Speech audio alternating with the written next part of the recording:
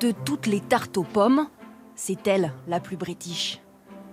Enrobée dans sa pâte comme dans un chausson, elle se décline dans toutes les tailles quand vient l'heure du thé. Oh, génial! J'ai de la chance, une apple pie gratuite.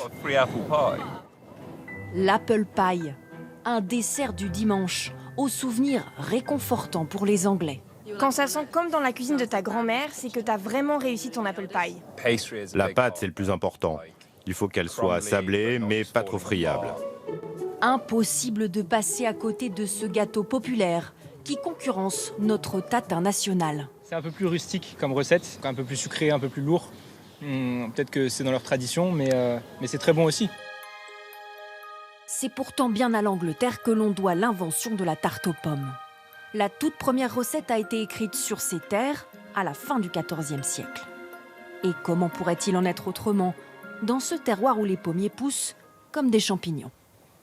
On a la meilleure météo ici pour faire pousser des pommes. Parce que quand on plante un pommier sur les collines, il reçoit tous les rayons du soleil. Ce sont des conditions parfaites. Liz Batham est propriétaire de ces 2 hectares de vergers dans le Kent. Un domaine réputé pour la qualité de ses fruits, jusque dans les salons de la royauté. C'est ici que le prince Bernard des Pays-Bas atterrissait autrefois. Il avait une liaison avec l'ancienne propriétaire des lieux et à chaque fois qu'il venait en Angleterre pour conseiller la reine Elisabeth, il venait d'abord ici, puis il partait à Buckingham Palace pour lui ramener des pommes de ce verger. L'histoire ne dit pas si la reine en a fait une apple pie, mais pour nous, la maîtresse des lieux a accepté de nous livrer sa recette, dans la famille depuis 4 générations. Je les coupe toujours en gros quartiers, je ne sais pas pourquoi. C'est comme ça que ma mère faisait. Alors je fais pareil.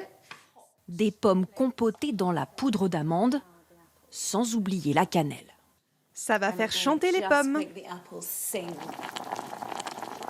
La vraie star de ce dessert, c'est avant tout la pâte.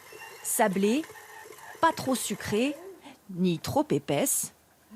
Elle se dispose au-dessus comme une tourte pour finir la cuisson des pommes à l'étouffer.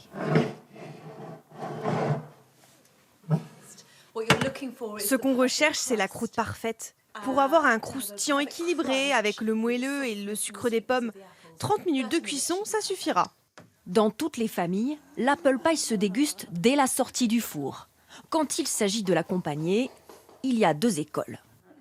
Glace vanille ou crème anglaise? Crème anglaise, s'il te plaît.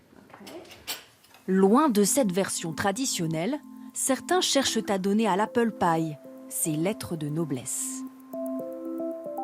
Chef pâtissière, Julie Jones s'applique à la façonner tel un tableau. Chaque élément, chaque coup de pinceau est travaillé comme un orfèvre. Je fais des fines couches de fil de pâte sur les plumes pour leur donner plus de mouvement, les rendre plus réels. Une finition aux dorures étincelantes qu'elle immortalise sur ses réseaux sociaux pour inspirer ses quelques 170 000 abonnés. C'est une façon de moderniser cette tarte, de la rendre plus sophistiquée. Traditionnellement, c'est plutôt rustique, mais une tarte peut devenir élégante, raffinée, tout en restant aussi délicieuse. Il y a bien longtemps que l'apple pie s'est fait une place à part dans les foyers britanniques, un patrimoine accessible à tous qui ne cesse de se réinventer.